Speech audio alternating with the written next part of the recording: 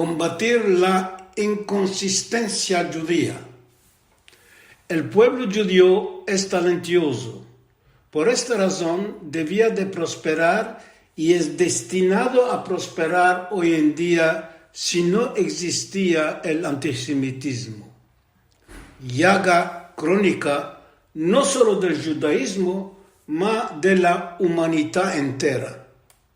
No se topó y no se topará la melesina a esta calamidad, a menos que los judíos sean conscientes de arrestarse de ser buenachos, naïve, como fueron durante 2000 años, fin a entender, gracias a Herzl y a sus discípulos, que éramos condenados a desaparecer del mundo si no retornábamos a nuestra tierra prometida, fundando el nuevo Israel.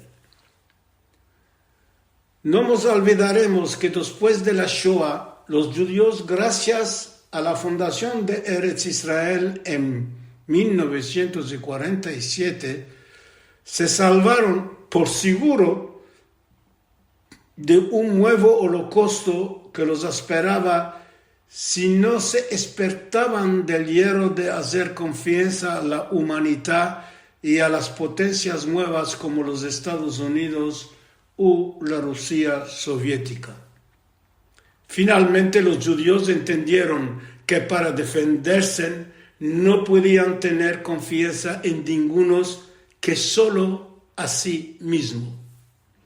De nuestro tiempo, la mayoría del judío israeliano, después de haber guerreado múltiples veces, entendió y se escabulló de la característica de ser buenacho. Muchos de ellos entienden el facto que este mundo no es un lugar amigable para los judíos, y cuando se trata de defensa nacional, que se deben solo apoyarse en su armada fuerte. Además, la mayoría de los israelinos son convencidos que no se debe aceptar la creación de una Palestina armada en Yehuda y Shomrón, y mismo son unánimes a apoyar los esfuerzos hechos para impedir a que el Irán se arme de la bomba atómica.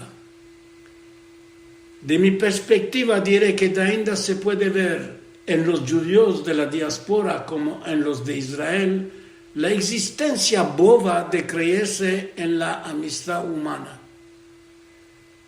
Este estado los desunida de aquellos que son en mayoría realistas y conocen las secanas de este mundo a los cuales me ayunto. Amistad entre gobiernos y movimientos religiosos políticos no existe, mas solo que los preocupa es el interés de circunstancia. Dunque, debemos combatir la inconsistencia porque no hay garantía en este mundo de interés que los pueblos podrán vivir eternamente sin ser eliminados. No existe garantías que un país vivirá por siempre y además ser un pueblo moral no basta a ser salvado de ocupación o de masacres. En el caso de Israel, la garantía de sobrevivir es de dotar el Estado con capacidades excepcionales y así renderlo fuerte.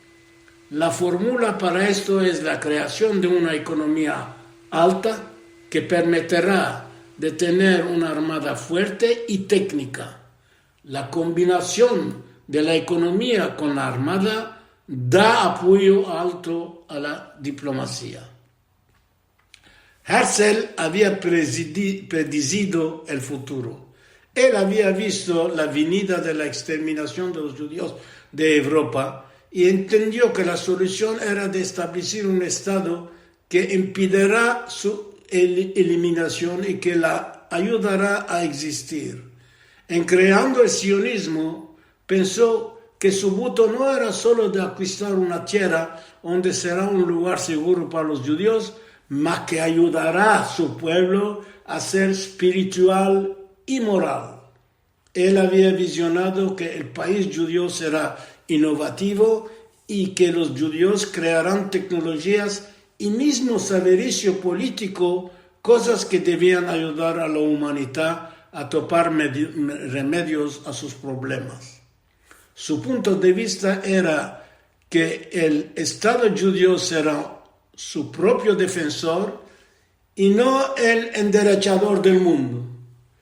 Justo como su utopía, en realidad la nación israeliana es innovativa y organizatriz de sistemas de tecnología que es el modelo para otras naciones que miran de copiarlo. Ajustaré que las generaciones pasadas que se engrandecieron con los valores del movimiento socialista o alternativamente con las doctrinas de Rabbi Abraham Yitzhak Kook, tuvieron una visión flaca sin grandes consecuencias sobre la sociedad israeliana actual.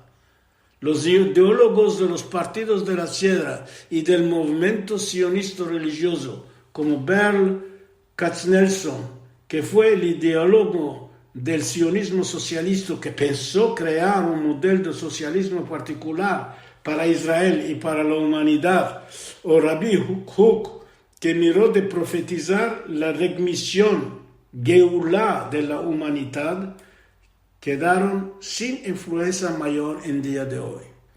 Por contra, el líder revisionista de Jabotinsky en su tiempo salió contra todo modo de valor ajustado al sionismo de Herzl. Él no estaba de acuerdo a que se ajuste valores sociales y religiosos al sionismo. Él había llamado esto shatnez, que quiere decir que parecía a un paño mezclado de lana y lino defendido por la ley halakit. Jabotinsky fue el abogado del monismo. Él veía el sionismo como solo y único, al contrario de los otros que lo veían como un dualismo.